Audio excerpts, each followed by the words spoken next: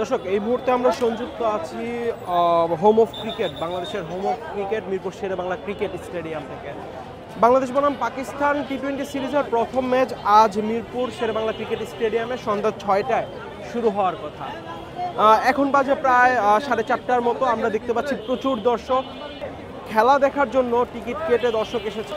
বলে রাখা ভালো, এবারের খেলার যে টিকিট পুরোপুরি অনলাইন বেস করা হয়েছে, যার জন্য দেখা যাচ্ছে যে দর্শকদের টিকিট নিয়ে কোনো হয়রানি এখন পর্যন্ত আমাদের চোখে পড়েনি।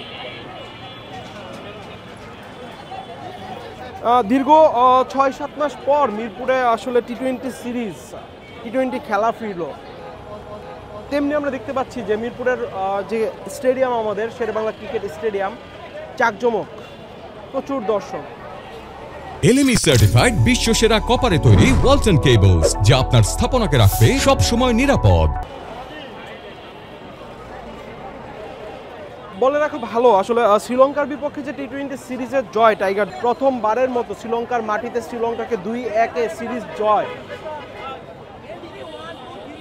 বাংলাদেশ দলের পক্ষ থেকে লিটন দাসের দুর্দান্ত পারফরমেন্স, ফাইনালে শেখ মেহেদীর পারফরমেন্স বলতেই হয়। আসলে এই সিরিজের পর টাইগারদের কাছে এক্সপেকটেশন, দর্শকদের যে এক্সপেকটেশন অনেক বেড়ে গেছে।